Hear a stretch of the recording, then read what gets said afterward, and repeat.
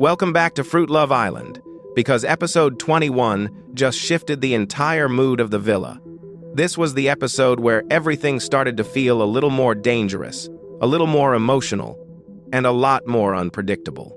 Casa Amor is finally underway for the girls, and you can already tell this is the point in the season where loyalty gets tested, insecurities come out, and couples either get stronger or completely fall apart. And honestly, this episode did a really good job of setting that up. At the start, the energy was kind of split in two. On one side, you had the excitement of the girls staying in the villa and getting ready to meet brand new bombshells. On the other side, there was already tension bubbling under the surface, especially with that confrontation. Because let's talk about that argument for a second.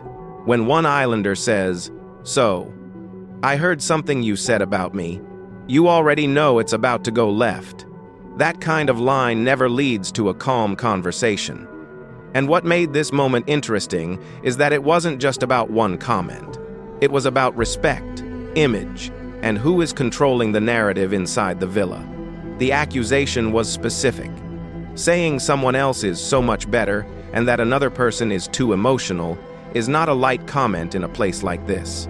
In the villa, emotions are already amplified. Everyone is tired, everyone is watching everyone, and small things become big things very quickly. So even if the exact wording is being debated, the damage is already done the second the rumor starts moving. What stood out to me most was the response. "I honestly don't care about your opinion. Just keep your name out my mouth." That is not the response of someone trying to repair things. That is someone drawing a line. It felt less like a misunderstanding and more like the start of a bigger divide between the girls. And that matters, because Casa Amor doesn't just test romantic couples. It also puts pressure on friendships, alliances, and all the little unspoken loyalties inside the group. Now let's move over to Mangela, because her check-in was subtle, but very important. When she says she's actually feeling pretty good, that tells me she's trying to stay grounded. She doesn't sound panicked. She doesn't sound like someone spiraling. And in a Casa Amor setup, that confidence can mean two very different things. Either she genuinely trusts Kiwilo, or she is trying to convince herself that she does. There's a difference. Then, when the question comes up about staying locked, and the answer is basically, "Oh, for sure. I plan on staying loyal." That's the kind of line reality dating shows love to include right before everything goes wrong. I'm not even saying that person will definitely switch. But whenever a show highlights someone promising loyalty this clearly, it usually means that promise is about to get tested in a major way. And then, right on cue, the new boys arrive. This is where the episode really picks up. The entrances were short, but each one was carefully designed to leave an impression. You can already tell production wanted a balanced Casa cast. They didn't bring in 4 identical personalities. They brought in different energies so each girl would potentially find something tempting. First, we get Plumero. He comes in with that relaxed confidence, the kind of guy who says he's not here to do too much but knows full well people notice him anyway. That is a very specific type of charm. It's effortless on the surface, but intentional underneath. Guys like that can be dangerous in Casa Amor because they don't usually chase too hard. They let curiosity build naturally, and that often works better than being overly aggressive. Then there's Guavon, and his whole vibe is energy, chemistry, and vibes. He feels like the most openly flirtatious of the group. He's telling you up front that if he feels something, he's going for it. That means he's probably not going to waste time playing it safe. He is there to turn heads, create movement, and force some of the girls to question where they really stand. Next is Kranzo, who might actually be one of the most interesting additions. He says he's not the loudest, but he doesn't need to be. That line tells you everything. Quiet confidence can be way more effective than flashy confidence, especially in a villa environment where everyone is already tired of rehearsed charm. If he connects with someone on a calmer, more emotional level, he could become a real threat to one of the existing couples. And then we have Par, the pair from San Diego, who immediately got one of the strongest reactions. Loyal, calm, knows how to treat someone right. That is exactly the type of introduction that gets attention in Casa Amor. Not because it's the most dramatic, but because it speaks directly to what some of the girls may feel they've been missing. And the reactions from the girls said a lot. The second they started commenting on the new boys, the mood changed. It went from cautious waiting to genuine excitement. When someone immediately says one of the new arrivals is hot, and another says she's low-key into Kranzo, that is production gold. Because now we know at least some of these girls are open. Maybe not fully ready to recouple yet, but definitely open enough to explore. And that's the danger zone. Casa Amor is never really about whether someone walks in and instantly falls in love. It's about whether they create doubt. That's the real test. If a bombshell can make you question your original connection, even for a second, then the original couple may not have been as solid as it looked. So let's get into theories. My first theory is that Kranzo is going to be the sleeper hit of this Casa lineup. He may not get the loudest introduction, but he feels like the kind of islander who builds strong, one-on-one chemistry very quickly.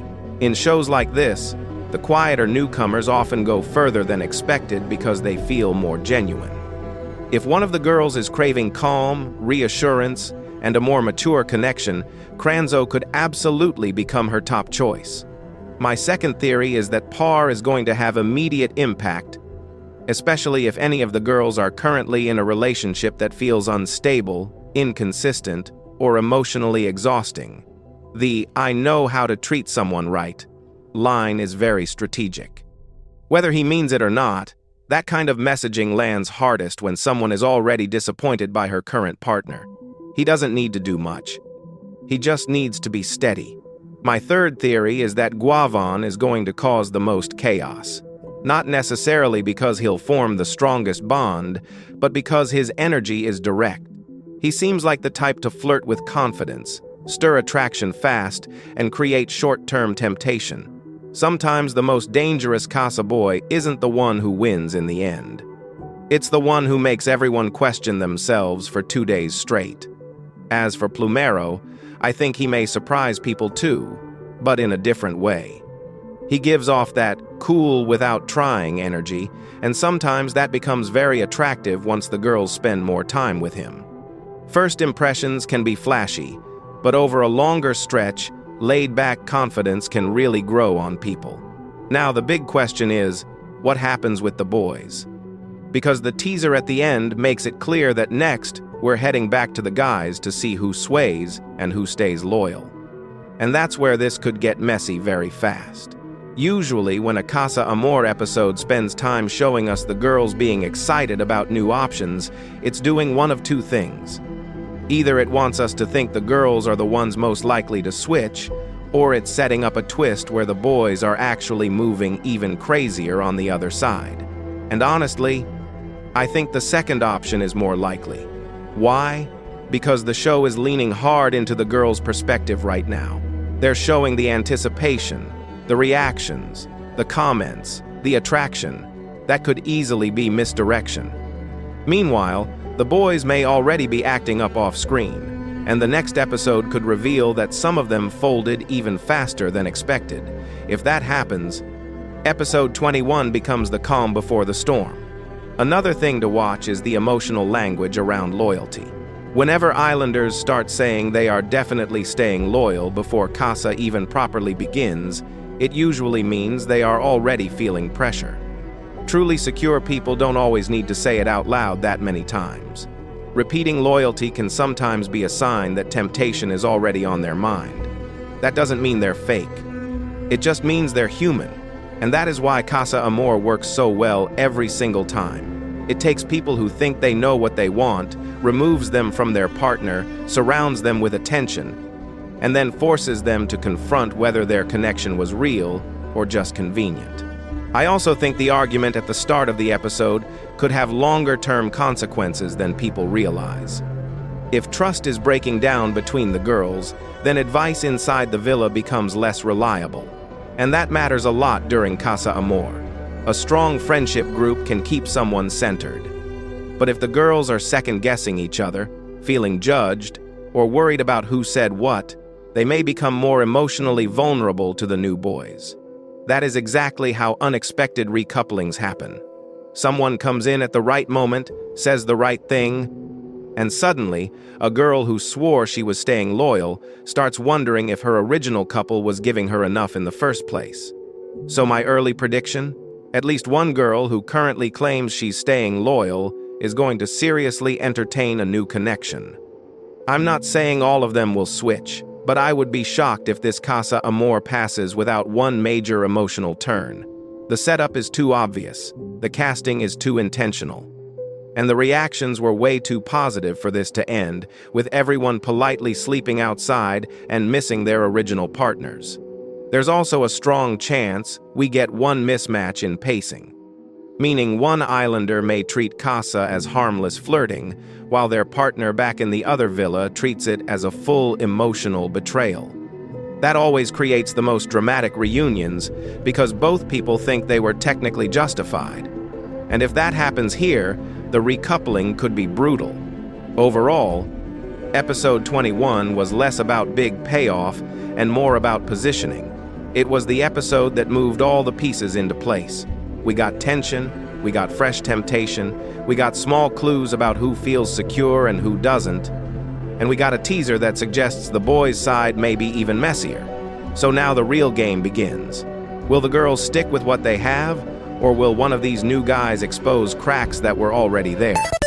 Will Kranzo become the unexpected favorite? Will Par become the safe option that suddenly feels too good to ignore? Will Guavan create chaos? And are the boys about to completely embarrass themselves in the next episode? At this point, all of it feels possible. Episode 21 was the setup. Episode 22 could be the explosion. And honestly, I'm ready for it.